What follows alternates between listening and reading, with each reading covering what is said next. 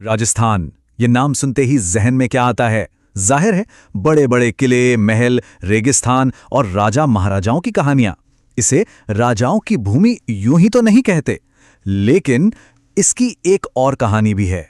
एक ऐसी कहानी जो आज के नक्शों और सीमाओं के नीचे कहीं छिपी हुई है। अच्छा, आज का जो राजस्थान का नक्शा है उसे देखें तो बड़ा सीधा साधा सा लगता है ना? एक बाउंड्री बना दी और हो गया। पर सच तो यह है कि इस एक लकीर के अंदर कई साम्राज्यों और संस्कृतियों की सदियों पुरानी उलझी हुई कहानियां दफन है। तो बस यही सवाल है जिसके पीछे हम आज बढ़ेंगे।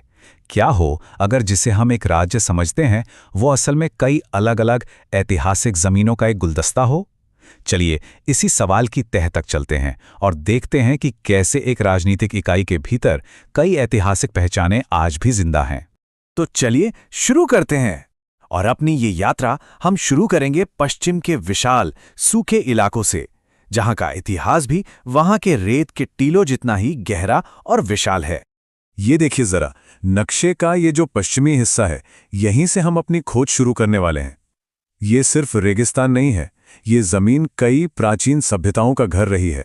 जैसे ही हम इस हिस्से पर जूम इन करते हैं, जो पहला नाम सामने आता है वो है मारवाड़।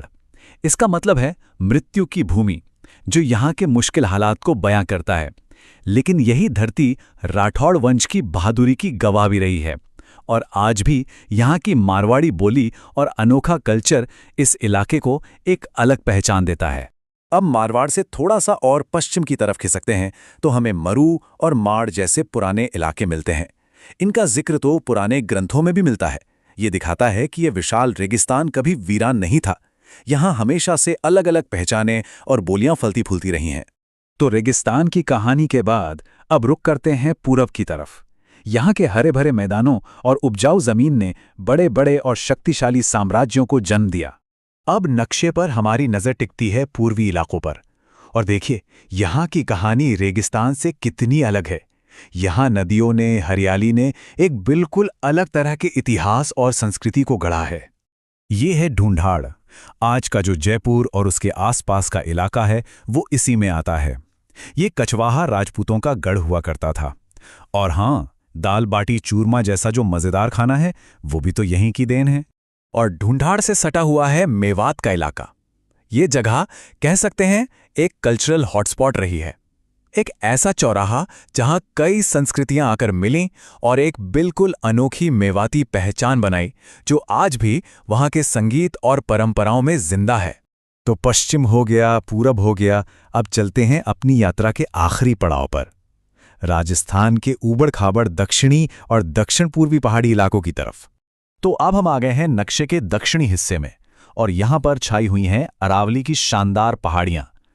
इन पहाड़ियों ने सिर्फ जमीन को ही नहीं बल्कि कई वीर साम्राज्यों को पनाह देकर इतिहास को भी एक अलग शक्ल दी है।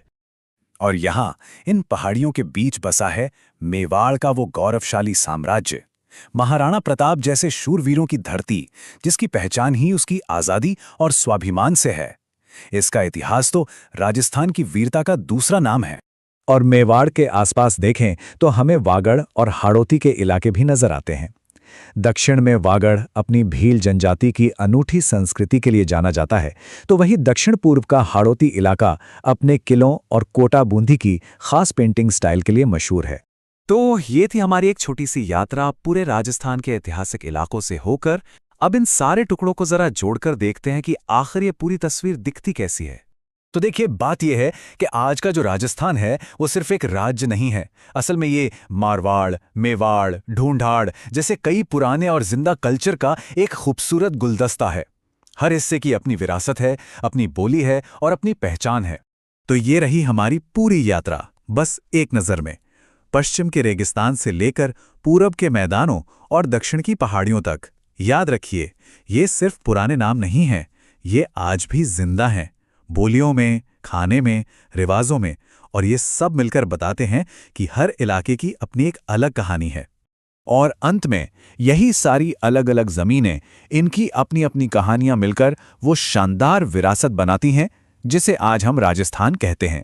ये सच में अनेकता में एकता की एक बेहतरीन मिसाल है। और जाते जाते एक सवाल, ये सिर्फ राजस्थान की कहानी नहीं है, है ना? पूरी दुनिया में इतिहास के ऐसी कितनी अदृश्य लकीरें हैं जो आज भी हमारी संस्कृति, हमारी भाषा और हमारी पहचान को बना रही हैं। शायद हमें अपने आसपास के नक्शों को भी थोड़ा और गौर से देखने की जरूरत है।